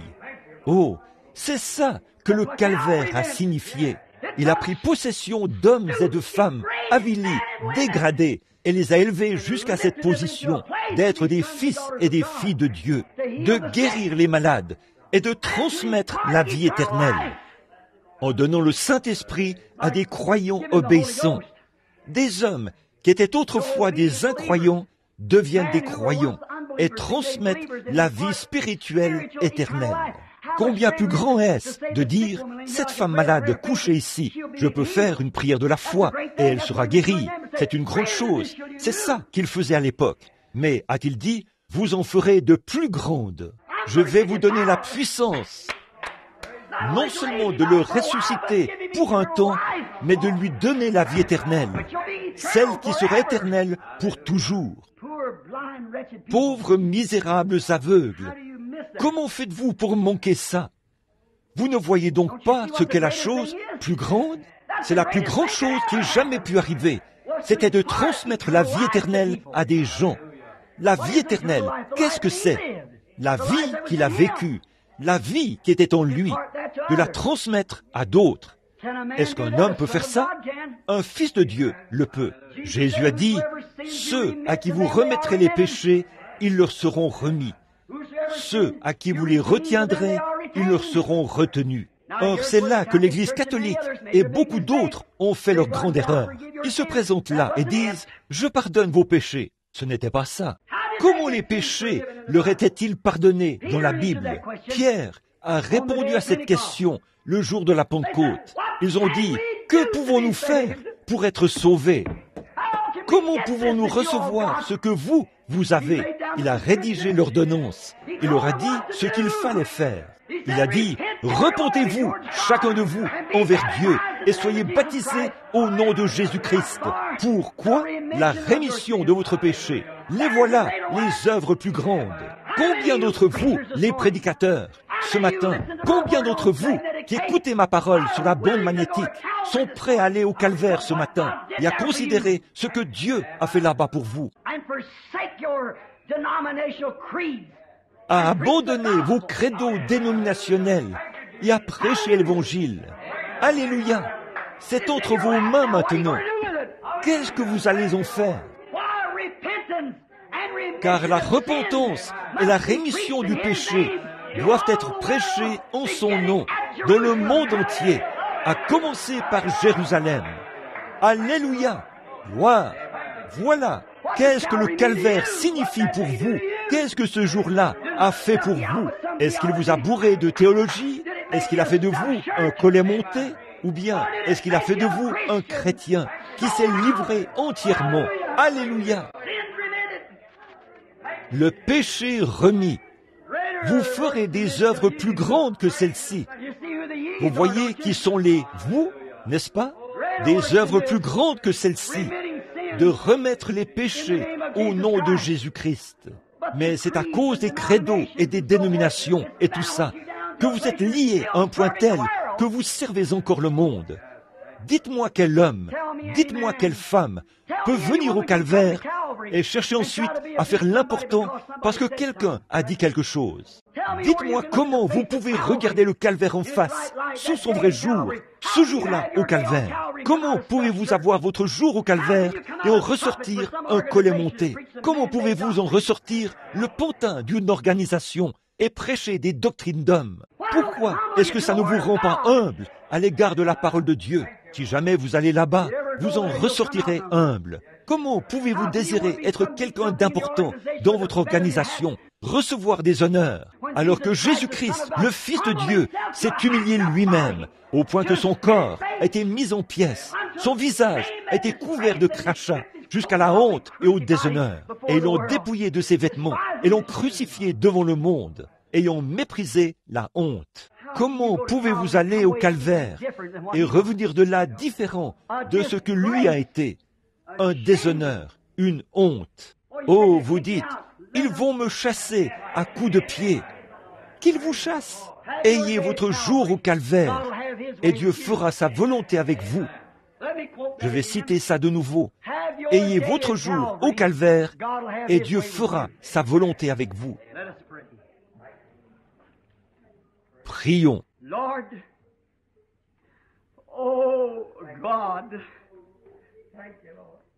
Seigneur, ô Dieu, emmène-nous tous au calvaire maintenant même. Donne-nous de nous débarrasser de nous-mêmes, Seigneur, de la crainte des hommes, de la crainte de ce que quelqu'un d'autre pourrait dire. Mais le monde entier l'a tourné en dérision, s'est moqué de lui. Mais il a été obéissant jusqu'à la mort. Il a été obéissant jusqu'au déshonneur. Il a été obéissant même sous le joug du gouvernement fédéral. Et nous sommes conscients que, quand Satan a frappé cette terre, il est devenu le chef et celui qui dirige sur cette terre. Il en a témoigné devant notre Seigneur. Il a dit, « Ces royaumes m'appartiennent, j'en ferai ce que je veux. » Et nous sommes conscients qu'à partir de ce jour-là, jusqu'à aujourd'hui, ce monde, sous la malédiction, a été gouverné par celui qui l'a maudit.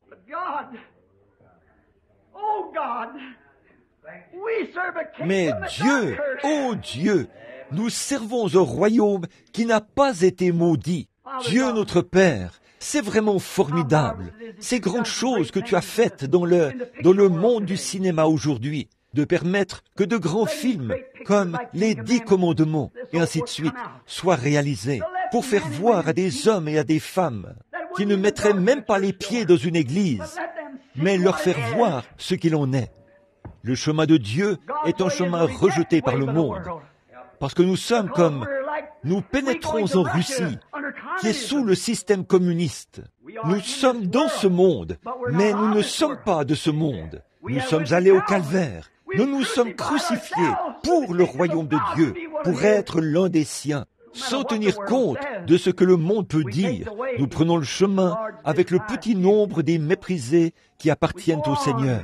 Nous continuons à avancer vers la résurrection et nous croyons que le moment est proche, Seigneur, où nous serons ressuscités pour entrer dans un royaume qui prendra possession de ce monde. Comme Daniel l'a vu d'avance, le monde entier avait été mis en pièces, comme des brins de balles emportés par le vent sur l'air de battage en été. Mais la montagne, la pierre, a grandi pour devenir une grande montagne qui a recouvert la terre. Cette pierre viendra. Ô Dieu, nous voulons être une partie de ça. Que nous renoncions à nous-mêmes, que nous nous chargions chaque jour de notre croix, que nous vivions pour Christ, que nous vivions pour les autres. Accorde-le, Seigneur. S'il y en a ici ce matin qui ne le connaissent pas comme leur sauveur et qui aimeraient qu'on pense à eux dans la prière finale, vous aimeriez que ce jour-ci soit votre jour au calvaire. Voulez-vous lever la main pour dire « Priez pour moi, frère Branham. Je veux le connaître comme mon sauveur. » Que Dieu te bénisse, jeune homme. Quelqu'un d'autre? Que Dieu vous bénisse, mon frère, là-bas au fond. Y aurait-il quelqu'un d'autre? Dites, je veux le connaître. Je veux que ce soit un jour au calvaire pour moi. J'en ai assez. Ça m'avance à quoi de prendre à la légère la chose même pour laquelle je suis né, ce que je dois faire.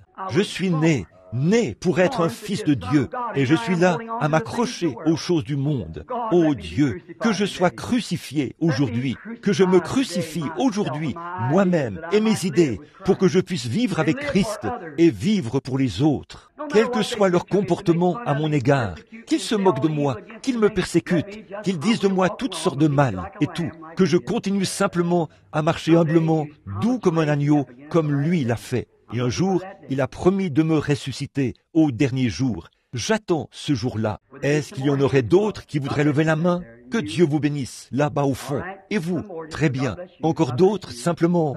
Que Dieu vous bénisse. Que Dieu vous bénisse. Encore d'autres, là, avant que nous prions. Notre Père Céleste, il était dit, quand Pierre a prêché le jour de la Pentecôte, tous ceux qui crurent furent ajoutés à l'Église. Ils avaient vraiment cru de tout leur cœur. Ces gens qui viennent de lever la main, je crois qu'eux ont cru de tout leur cœur. Et si c'est le cas, il y a un bassin d'eau qui est prêt ici. Ils veulent que leurs péchés soient pardonnés. Il y a quelqu'un ici qui peut les baptiser dans ce nom, le seul nom sous le ciel qui était donné parmi les hommes, par lequel nous devons être sauvés. En effet, comme j'ai cité il y a quelques instants ce passage de l'Écriture, que la repentance et la rémission des péchés doivent être prêchés en son nom dans le monde entier, à commencer par Jérusalem. Et à Jérusalem, quand la repentance et la rémission des péchés ont été prêchés, l'apôtre leur a parlé des Écritures et il a dit qu'ils devaient d'abord se repentir et puis être baptisés au nom de Jésus-Christ.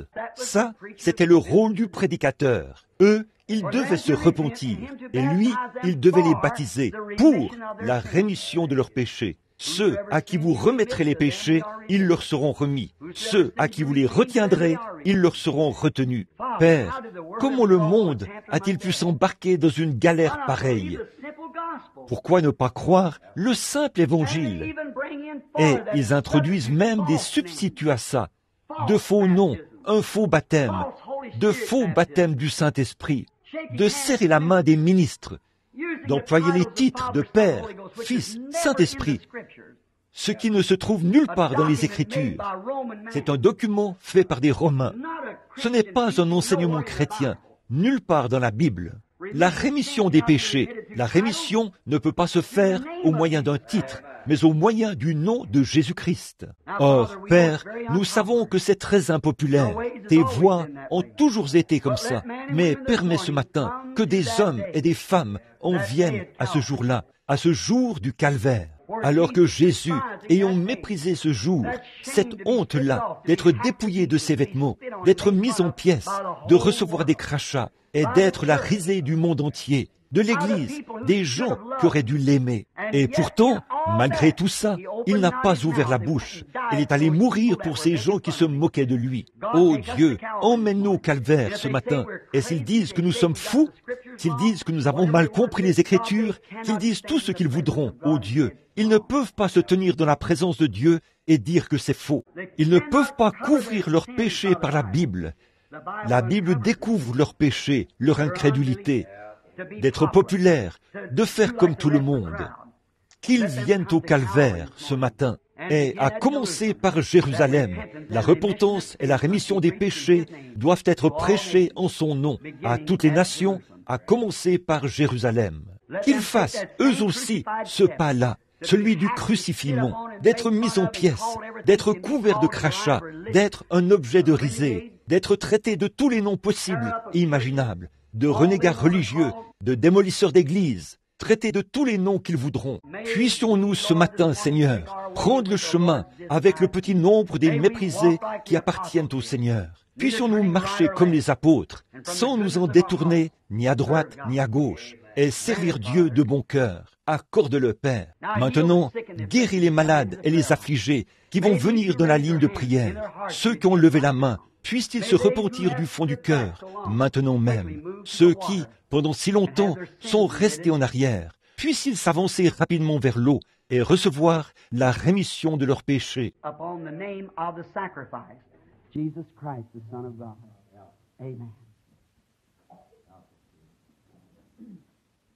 Par le nom du sacrifice, Jésus-Christ, le Fils de Dieu.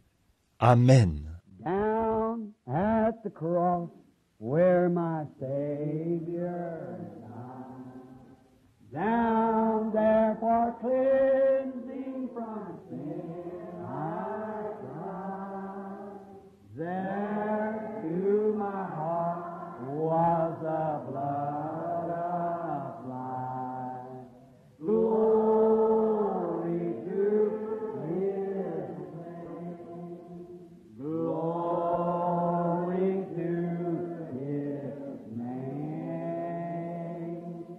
Oh, glory to His name. Oh, there to my heart was the blood applied. Glory to His name. I am so wondrously saved from sin. How? Jesus so sweetly abide within. There at the cross where He stood. Be one of His. Oh, glory to His name. Glory to His name. Glory to His name. Precious name. Oh, there in my heart was the blood applied. Glory to His. Ça vous fait vraiment quelque chose, n'est-ce pas? Ça vous récure. Ça met en vous une espérance. La vie éternelle. Qu'est-ce que c'est? Crucifié avec Christ, c'est vivre pour les autres. Quel genre d'autres? Ceux qui vous haïssent, ceux qui ne vous aimeraient pas, ceux qui se moqueraient de vous. Vivez pour eux, soyez avec eux, aimez-les. Priez pour ceux qui vous maltraitent, qui disent faussement toutes sortes de mal à cause de mon nom. Ils ont persécuté les prophètes qui ont été avant vous. J'ai pensé que le message aiderait probablement l'Église ce matin pour que vous voyiez que nous avons besoin d'un calvaire. Nous avons besoin d'une crucifixion. Maintenant, qu'est-ce que tout cela produit? Tout a été payé. La sœur dans le fauteuil roulant et vous, les gens ici qui sont malades et affligés, tout a été payé. Tout ce que vous avez à faire, c'est de croire que cela vous appartient. Acceptez-le comme ça et vous serez guéris. Souvenez-vous, bon, qu'est-ce que c'est? Vous pourriez aller vers le monde, prêcher l'Évangile, guérir les malades et transmettre la vie éternelle. Ce serait tellement plus glorieux. Voici un homme étendu ici qui a une tumeur, un cancer, quoi que ce soit. Nous l'avons vu tant de fois donner ses bénédictions et guérir l'homme, guérir la femme. Des dizaines de milliers de cas dans le monde entier qu'on ne peut pas contester. Voyez, on les a fait sortir de lits de camp, de brancards, des gens qui n'étaient plus que l'ombre d'eux-mêmes, rongés par le cancer, et aujourd'hui, de braves gens en bonne santé. Ces œuvres que je fais, vous les ferez aussi, mais vous en ferez de plus grandes. Davantage est le mot juste. Quoi? Je leur ai donné un prolongement de vie par le nom de Jésus pour prolonger leur vie de quelques jours. Mais vous en ferez davantage. Vous leur donnerez la vie éternelle par mon nom. Pfiou. Pourquoi auriez-vous honte de ce précieux nom?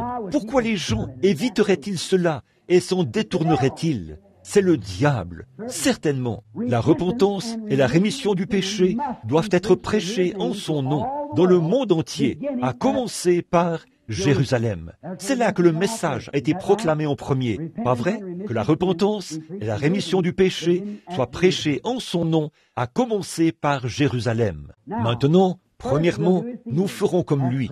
Nous prierons pour la guérison des malades. Ensuite, nous aurons le grand don. L'eau est prête, ici, pour tous ceux qui veulent être baptisés. Il y a des vêtements ici pour les femmes, des vêtements ici pour les hommes, prêts, afin que vous receviez la rémission de vos péchés. Parce que, souvenez-vous, vous ne pouvez recevoir la rémission de vos péchés que d'une manière conforme à l'enseignement de la Bible. Car il n'y a sous le ciel aucun autre nom qui ait été donné parmi les hommes par lequel vous deviez être sauvés. Paul a rencontré des gens qui avaient déjà été baptisés et ils poussaient des cris. Ils avaient la victoire. Il a dit, de quel baptême avez-vous été baptisés? Ils ont dit, du baptême de Jean. Il a dit, Jean a baptisé du baptême de la repentance. Maintenant, saisissez ceci pour amener à la repentance, pas pour la rémission du péché. Combien comprennent ça? Pas pour la rémission du péché, Ils ont été baptisés, c'est vrai, pour amener à la repentance. Ils s'étaient repentis. Oui, monsieur, je me suis repenti. Moi, je crois qu'il vient. Ils ont été baptisés du baptême de la repentance, c'est-à-dire croyant au Seigneur Jésus-Christ. Puis, après avoir entendu ces paroles, que le sacrifice était déjà venu, ils ont été baptisés de nouveau au nom de Jésus-Christ. Puis, il leur était donné, quand il leur a imposé les mains, le Saint-Esprit. Et ils parlaient en langue et prophétisaient. Maintenant, comment allez-vous changer ce passage de l'Écriture? Mettez le doigt sur un seul passage de la Bible où quelqu'un a déjà été pardonné de ses péchés dans le Nouveau Testament et qui a jamais été baptisé autrement qu'au nom de Jésus-Christ. Montrez-moi un seul endroit dans la Bible où qui que ce soit ait déjà été baptisé au nom du Père, du Fils, du Saint-Esprit, ou apportez à mon bureau un récit historique de l'Église qui montre où quelqu'un a déjà été baptisé au nom du Père, du Fils et du Saint-Esprit, jusqu'à 300 ans et quelques après la mort du dernier apôtre, quand l'Église catholique a été organisée. Maintenant, j'ai les pères avonicés et tous les historiens et tout, juste là dans mon bureau, l'histoire la plus ancienne et la plus sacrée du monde, les seules preuves infaillibles que nous ayons. Lisez notre visiteur du dimanche, ou le catéchisme de l'Église catholique, et observez ce qu'ils disent. Quelques-uns des protestants seront peut-être sauvés, parce qu'ils se plient à la doctrine catholique. En effet, leur Bible dit de baptiser au nom de Jésus-Christ, mais nous avons ôté la solennité du nom de Jésus, et nous l'avons placé sur Père, Fils, Saint-Esprit, et ils l'admettent. Maintenant, montrez-moi un passage de l'Écriture contraire à cela. Et voilà. Et pourtant, le monde se plie à cela. Pourquoi? Ils ne sont jamais allés au calvaire. C'est ça. Ils n'ont jamais vu. Ils vont se moquer de vous et vous appeler. Ils vont même vous appeler des exaltés, des Jésus seuls. Et tous ces noms fanatiques qu'ils peuvent avoir. Qu'est-ce que ça peut bien faire? Comment ils vous appellent? Que leur lui importait comment ils l'appelaient. Il était crucifié. Il a vécu pour Dieu et pour Dieu seul. Et si ce même esprit qui était en lui est en vous, il vous fera faire la même chose. Portez son nom. Quoi que vous fassiez, dit la Bible, en parole ou en œuvre, faites tout au nom de Jésus, en donnant gloire à Dieu. D'où tirez-vous cette doctrine trine, païenne? D'un catéchisme, pas de la Bible. Le mot Trinité n'est même pas mentionné dans toutes les Écritures, de la Genèse à l'Apocalypse. Ça n'existe pas. Un Dieu trinitaire, ça n'existe pas. Il est Dieu, Dieu seul, un seul Dieu. Il a toujours été un seul Dieu. Il a rempli 3 fonctions. Il a servi une fois en tant que Père, sous Moïse. Il a servi une fois dans la chair, en tant que Fils, Jésus. Il sert maintenant en tant que Saint-Esprit. Mais c'est un seul Dieu, pas avec 3 noms, 3 fonctions, 3 titres, dans un seul nom, Jésus-Christ. Toute autre chose, c'est païen. Et je demande que quelqu'un présente cela, si ce n'est pas le cas. C'est vrai, j'ai dit ça pendant des années, et personne n'a encore répondu. Voyez, parce que c'est impossible de le faire. J'ai là, voici la Bible, premièrement, et il y a l'histoire ancienne qui prouve que c'est tout à fait vrai. Et pourquoi le diable, eh bien, la Bible a dit qu'ils seraient comme ça. Comment peuvent-ils venir si je ne les attire? C'est tout ce que j'en sais. C'est ce que Jésus a dit. Alors, je ne dis pas ça pour être. Si je disais ça et que je prêchais une prédication comme celle-ci, je serais le pire hypocrite parmi vous. C'est vrai. Je dis ça parce que c'est la vérité et que c'est la vie. Tous ceux qui sont baptisés en Christ revêtent Christ. Ils ont la vie par son nom. Nous prions en son nom. Nous cherchons en son nom. Nous prêchons en son nom. Nous baptisons en son nom. Nous vivons en son nom. Nous mourons en son nom. Nous allons au ciel en son nom. Nous ressuscitons en son nom. Toute la famille dans le ciel s'appelle Jésus. La Bible dit, toute la famille sur terre s'appelle Jésus. Il a dit, je suis venu au nom de mon... Vous dites, eh bien, c'est le nom du Père. Père n'est pas un nom, c'est un titre. Il a dit, je suis venu au nom de mon Père, et vous ne m'avez pas reçu. Alors, au nom de qui est-il venu? Ah oui, certainement, et vous ne m'avez pas reçu. Alors, voilà, c'est simplement, oui, c'est caché aux yeux des sages et des intelligents. Certainement, C'est sûr, oui. Et dans l'Apocalypse, comme nous l'avons enseigné l'autre jour, il y a la vieille église prostituée, qui est la première organisation, puis elle a donné naissance à un tas de filles. Elles font la même chose, elles ont les mêmes habitudes. Tout cela aboutit à Babylone. De la même manière, avec l'église de Rome, et une confédération des églises des nations. Et voilà qu'elle est là. Elles aboutissent toutes dans la même chose, le même bateau. Mais l'église de Dieu, alléluia, c'est une église appelée à sortir, séparée. Comment l'église est-elle bâtie? Comment saurez-vous ceci? Comment pouvez-vous savoir que ceci est la vérité? Quand Dieu vous le révèle. Comment Abel a-t-il su que c'était un agneau au lieu de pommes? Cela lui a été révélé. Par la foi, Abel offrit à Dieu un sacrifice plus excellent. En descendant de la montagne de la transfiguration, Jésus a dit, « Qui dit-on que je suis ?» Certains ont dit, « Élie, Moïse, et ainsi de suite. » Il a dit, « Mais je vous le demande, qui dites-vous que je suis ?» Pierre a dit, « Tu es le Christ, le Fils du Dieu vivant. » Il a dit, « Tu n'as jamais appris ceci. » Autrement dit, je dis ceci, pas pour être arrogant, mais pour bien faire pénétrer un point. Tu n'as jamais appris ceci dans un séminaire. Un homme ne t'a jamais enseigné cela. Mais c'est mon Père qui est dans les cieux qui t'a révélé ceci, que je suis, non pas Père, Fils et Saint-Esprit, mais je suis Jésus-Christ. Et sur ce roc, quel roc? Le même que celui sur lequel Abel a été, sur ce même roc. Sur ce roc, la vérité spirituelle de Dieu révélée, je bâtirai mon Église, et les portes du séjour des morts ne prévaudront jamais contre elle. C'est vrai, elles essayent, mais elles ne prévaudront jamais. Voyez? Alors, allez simplement au calvaire, soyez crucifiés, revenez, et prenez le chemin avec le petit nombre des méprisés qui appartiennent au Seigneur. Continuez à avancer. Maintenant, Seigneur, nous remettons toutes choses entre tes mains. De ce groupe, je ne sais pas ce qu'il y a ici. Je n'ai aucun moyen de le savoir, Seigneur, à moins que tu ne le révèles. Et maintenant, Dieu notre Père, je ne te demande pas de faire ça. J'ai présenté cela aux gens. C'est entre leurs mains maintenant. Les voilà. Puisse ceci être un vrai calvaire ce matin. Que ce soit une vraie crucifixion de la volonté personnelle, des désirs personnels et des choses grandioses de la vie. Puissent les hommes devenir humbles et prêts à prendre le chemin avec le petit nombre des méprisés qui appartiennent au Seigneur. Puissent-ils marcher humblement? Puissent-ils naître dans ce royaume, ce glorieux royaume de Dieu qui est un corps spirituel, le corps céleste de Christ sur la terre.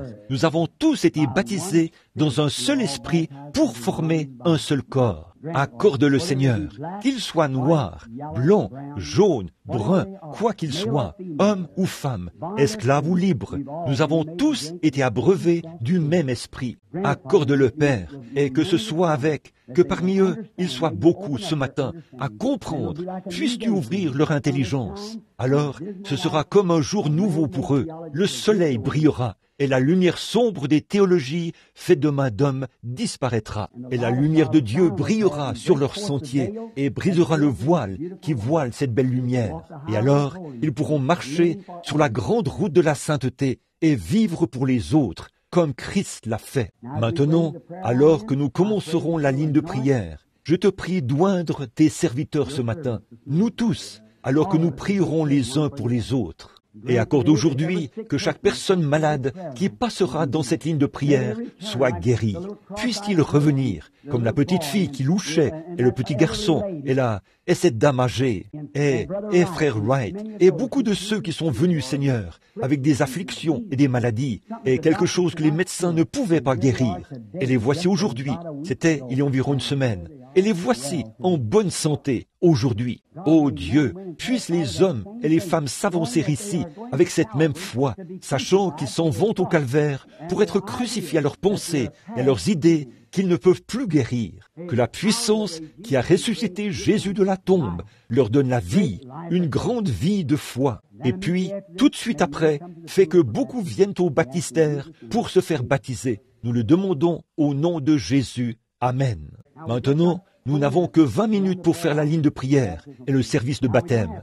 Bon, nous n'avons pas de carte de prière. Nous avons laissé ça de côté et nous essayerons de les utiliser dans mes plus grandes réunions quand nous les commencerons. Je vous l'ai tous dit, nous l'avons présenté, nous l'avons sur bande et partout où je vais. ces bandes seront envoyées à l'avance. Le signe ne fait qu'indiquer la bénédiction. L'idée, c'était, si tu pries pour les malades, amène les gens à te croire. J'ai dit, ils ne me croiront pas. Il a dit, ces signes te seront donnés, et c'est par cela qu'ils croiront. Les signes ont été manifestés maintes et maintes fois, pendant 10 ans, partout dans le monde, sans faillir une seule fois. Il n'y a eu aucun échec là-dedans. Combien savent que c'est vrai? Eh bien, si vous pouvez croire le signe, alors croyez le message. C'est vrai, il l'indique. Et est-ce que Dieu mettrait en moi un message et ferait en sorte qu'il soit tellement parfait comme ça, mais que, et je vous dirais quelque chose qui serait faux? Dieu ne me laissera pas faire ça. Non, non, non, monsieur. Je vous dis la vérité. Maintenant, tous ceux d'entre vous qui veulent qu'on prie pour eux,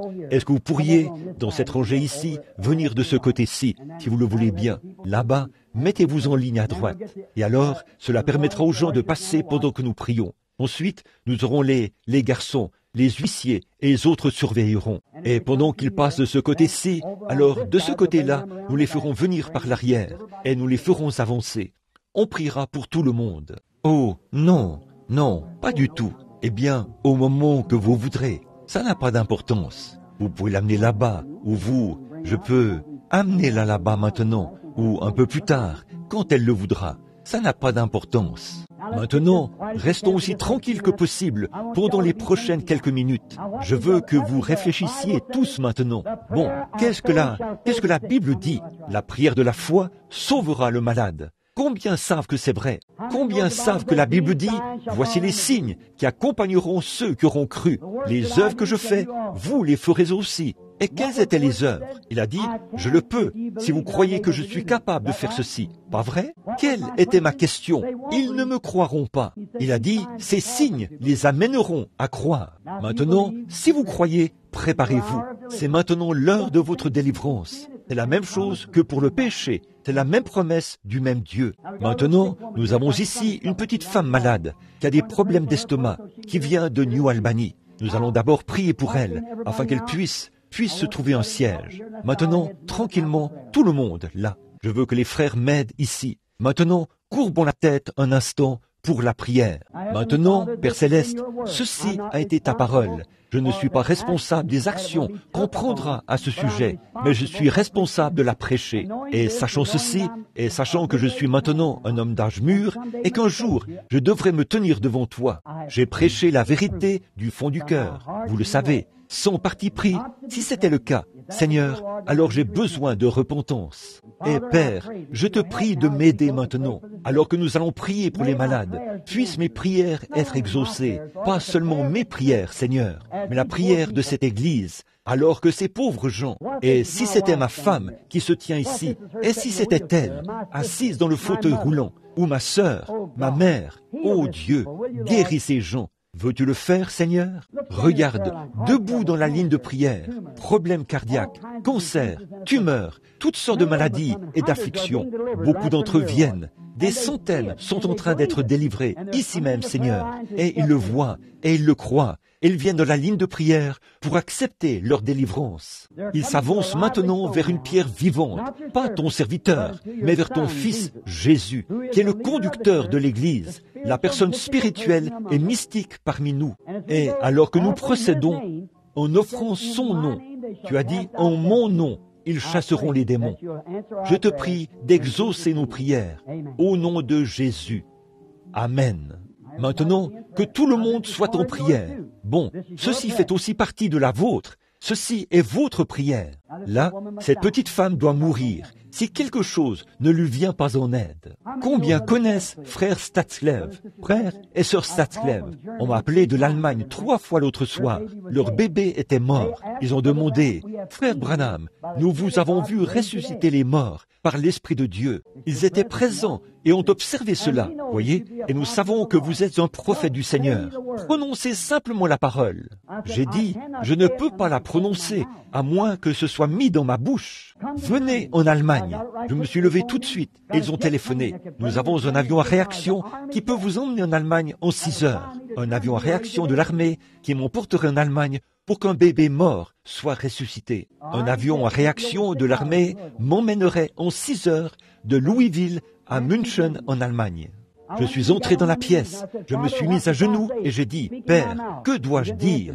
Parle dans ma bouche. » Il ne m'a pas répondu. Je suis allé dans les bois, j'ai dit, « Père, que dois-je dire? Mets les paroles dans ma bouche. J'irai en vain, sinon. » Je suis reparti, il ne m'a pas répondu. Je suis rentré. Pendant toute la nuit, j'ai prié, « Seigneur, mets les paroles dans ma bouche. » Il n'y a pas eu de réponse. Le lendemain matin, ma femme s'est levée. Aussitôt qu'elle est partie, la parole, je me suis levé, il a dit, « Ne réprime pas ceci. Ceci, c'est la main du Seigneur. » Ah oui. Puis, rapidement, au téléphone, je ne peux pas venir. Non, ceci, c'est la main du Seigneur. Cela me serait défendu. Vous voyez quelle puissance est attachée à cette réprimande? Quand Dieu a dit, « Ne fais pas ça. » Car c'est la main du Seigneur. Or, Moïse, une fois, on lui avait dit de ne pas faire quelque chose. Il est allé le faire quand même. Vous vous en souvenez? Alors je n'y suis pas allé. Et je pourrais vous apporter des attestations de médecins pour 4 personnes qu'ils avaient déclarées mortes et après la prière et que la mort a été réprimée. Voyez? Nous nous tenons là pour réprimer cette chose. Et si Dieu vous a donné le pouvoir de faire quelque chose, vous feriez mieux de faire attention à ce que vous faites. Voyez, vous feriez mieux de faire attention. Il a dit, ne. Maintenant, souvenez-vous, ce n'est peut-être pas frappant pour vous, mais pour moi, ça voulait dire quelque chose. Voyez, ne réprime pas ceci. Une voix très douce et bienveillante, vers 6h30, je crois, 6h30 ce matin-là, a dit, ne réprime pas ceci. Ceci, c'est la main du Seigneur. J'ai dit, merci, Père, merci, Seigneur, je ne le ferai pas. S'il avait dit, réprime ceci, c'est l'ennemi qui s'est infiltré.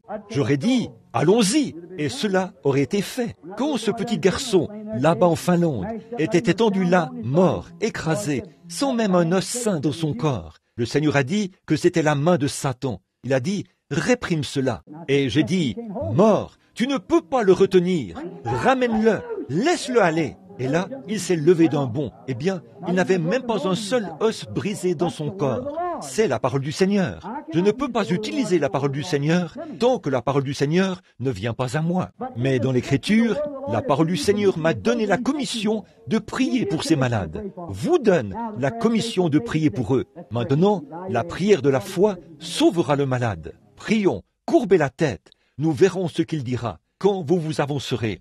Vous êtes chrétienne, n'est-ce pas? Croyez-vous de tout votre cœur que Jésus va vous rétablir? Vous avez un petit problème d'estomac. Vous en souffrez depuis des années, sœur. Maintenant, vous allez vous rétablir, si vous croyez. Eh bien, Seigneur Dieu, cette jeune femme doit mourir, à moins que tu ne l'aides. Maintenant je prie, alors que je regarde vers elle, je ne vois aucune raison pour qu'elle meure. Et je sens dans mon esprit, Seigneur, que c'est ta volonté. Tu permets maintenant que je réprime ceci. Satan, laisse-la aller. Au nom de Jésus-Christ, puisse-t-elle être guérie, venir à cette église et rendre témoignage à la gloire de Dieu. Amen. Maintenant, aussi simple que cela puisse être, madame, vous allez vous rétablir. Croyez-vous cela, frère? Croyez-vous, ici en bas, que vous allez vous rétablir? Allez maintenant, commencez à manger ce que vous... Alors, vous serez rétablis. Maintenant, tu t'attends à donner au monde une attaque et à le paralyser. Il t'a donné une attaque et t'a paralysé. Maintenant, le Dieu du ciel a ôté cette attaque du monde. Il a donné la rémission du péché. Et par ce même nom, il peut vous donner la rémission, vous ôter cette attaque et vous rétablir. Vous croyez qu'il peut faire battre ce cœur correctement? Si vous faites cela, vous serez rétablis. Seigneur Jésus, cette pauvre femme doit rester dans ce fauteuil jusqu'à la fin de sa vie et ensuite être enlevée. Mais nous demandons que cette puissance de Satan la quitte. Puisse-t-elle vivre, marcher et être aussi normale que jamais. Nous le demandons au nom de Jésus. Amen. Vous croyez? C'est une œuvre achevée. C'est fait. Qu'est-ce qu'il y a?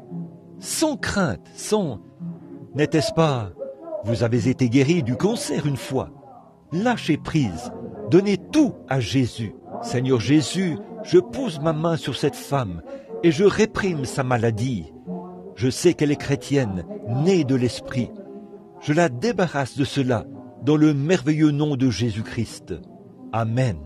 Seigneur Dieu, pour son précieux frère, je demande son salut au nom de Jésus. Tenez-vous-en à cela. Amen. Ce sera fait.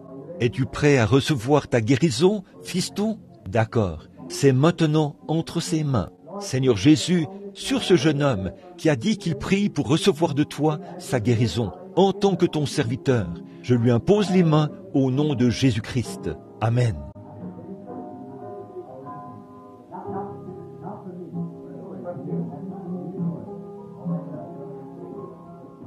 Bon, n'importe quel. Maintenant, vous n'avez qu'à invoquer son nom. Là, pas à moi. Dieu notre Père, comme seul un fils qui s'appuyait autrefois sur le sein de sa mère. Elle l'a tapoté et a prié avec lui, et a tenu sa petite main quand il était un bébé qui gazouillait. Maintenant, Satan l'a placé dans un hôpital psychiatrique. Oh Dieu, il est venu à la sainte église du Dieu vivant, une église qui est née de l'Esprit de Dieu, une église dans laquelle l'Esprit de Dieu vit et se fait connaître. Et aujourd'hui, par la prière, nous délivrons cette femme de cet hôpital psychiatrique. Au nom de Jésus-Christ, nous prions. Amen. Rentrez chez vous, tout va bien pour vous. Merci d'être venu pour demander cette faveur pour votre mère. C'est un vrai fils. C'est maintenant le jour de votre délivrance. Seigneur Jésus, pour cette jeune femme, pour le salut de son mari et la délivrance de sa gorge.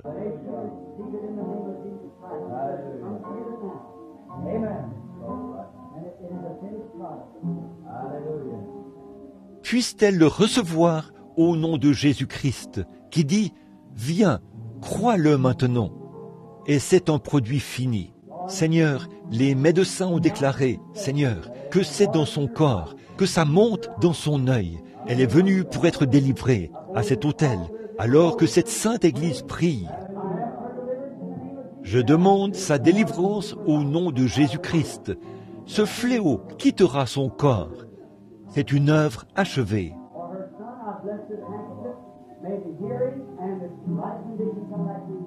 Pour son fils, je bénis ce mouchoir. Que l'ouïe revienne dans son oreille et qu'elle soit en bon état. Maintenant, l'Église parle. Or, l'Église est le corps mystique de Christ. Nous prions tous pour vous. Voyez, nous ne déclarons plus être dans le monde. Nous ne parlons pas de nous demander où nous allons. Nous avons trouvé le chemin. Nous sommes nés dans ce chemin. Nous sommes l'Église du Dieu vivant. Une partie de celle-ci.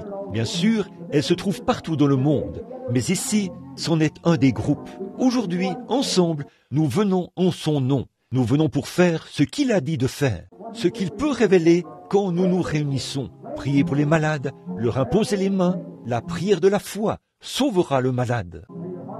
Que votre maladie de cœur vous quitte. Au nom de Jésus-Christ, j'obéis à la commission que Dieu m'a donnée.